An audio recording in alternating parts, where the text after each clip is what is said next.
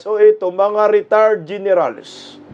Kamakailan na content natin, mga PMA lang, mga retired uniform personnel na pumalag kay Ngagba. Pero ito guys, iba ho ito. Dalagang retired PNP at AFP generals sa Philippine National Police, Armed Forces of the Philippines, mga retired generals pumalag kay Bangag. Retired generals agitated. Ayon sa Daily Tribune, retired generals of the Armed Forces of the Philippines. Ngayon lang ho ito, kalalabas lang yung balita na ito.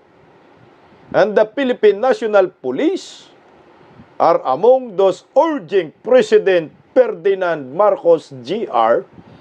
to return the approved General Appropriation Bill for 2025 to the Bicameral Conference Committee, emphasizing the need for a thorough, comprehensive, and transparent review to ensure that the allocations align with the nation's priorities and effectively address the most pressing needs of the Filipino people.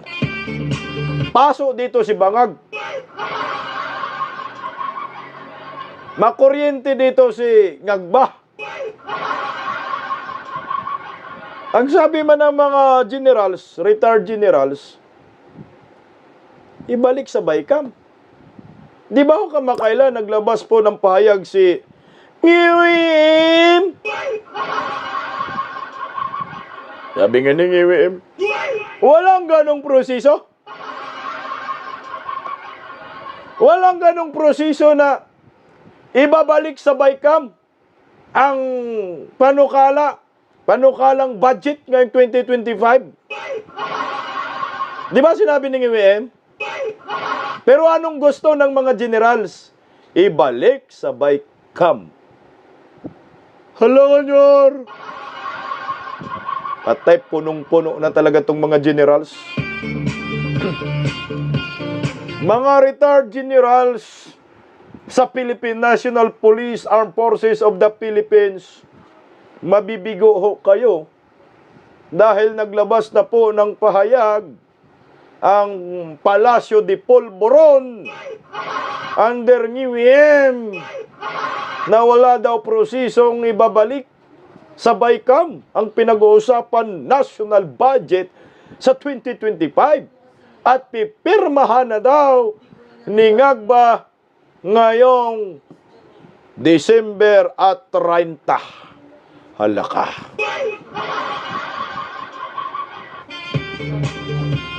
Paano na yon mga bubunistang tanganista? Yung gusto nila ibalik sa Bicam, pero ang statement ni Ngagba hindi na. Sino yung mananaig? Ang Pilipino. Mamamayang Pilipino, yung mga buhaya sa Kongreso. Hindi ako nananakot. Pero maliwanag pa ho sa sikat ng araw na yung kagustuhan ng mga generals sa Philippine National Police, Armed Forces of the Philippines, ay hindi po yan mangyayari. Retired ha? Dahil naglabas na po si Ngiwi na hindi na mababalik sa Bicam at pipirmahan na ho. Halaka. Nagagi na. Nayari na. Sigaw na lang tayo dito, Nyor, tuli!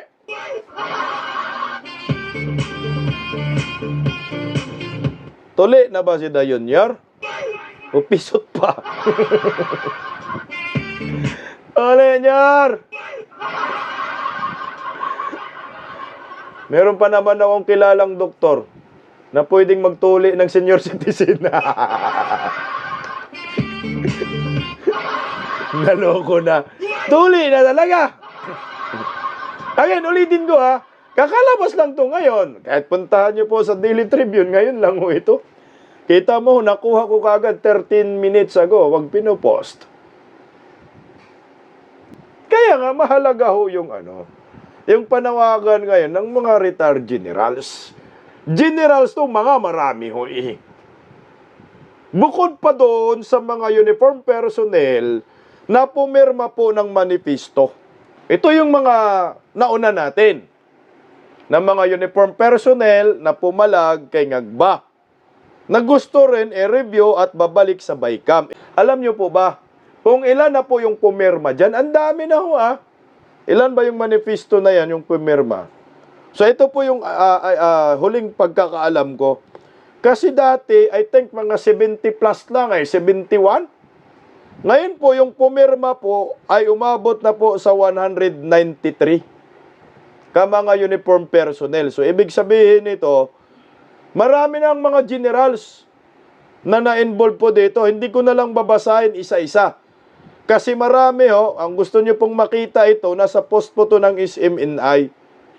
Marami to Karamihan mga generals, mga colonel, ayan, captain, major general, admiral, general, police brigade general, mga general. Yung pumirma sa manifesto na yan. So ano po ang mangyayari kay Bangag kung sakali magpauto po siya? Kay Tambaloslos, kay Ko, kay Grispo, Dasta. Napirmahan na kasi sabi man ay January 30 pipirmahan. Ako sa akin, pirmahan nyo na yan nang magkaalaman na. Kasi pag pinirmahan ni Bangag ito, patay iyak sila dito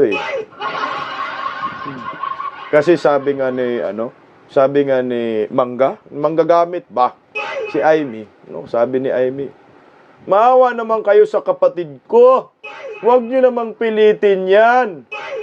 Wala. Sabi ng kapatid mo, Senator Amy, pipirmahan na sa January.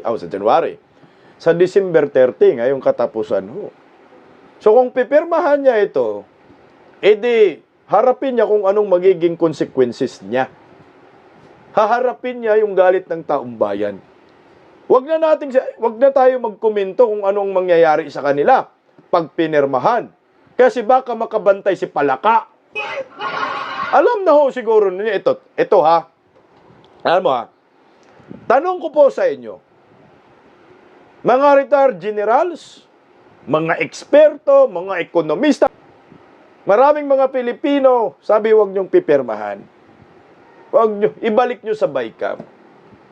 Ano ang mangyayari kay Dayunyor kung sakali hindi po siya makikinig sa taong bayan? Ito, may mga retired generals na ang sumama dito na ibalik sa BICAM at pipirmahan na po niya ngayong December 30. Bahala na po kayo maghusga. Meron po akong naisip, ayaw ko lang komentuhan, ayaw ko lang sabihin sa inyo, baka makabantay si Palaka. Daming aliporis ni Palaka nandito tumatambay Ayaw magsituplukan.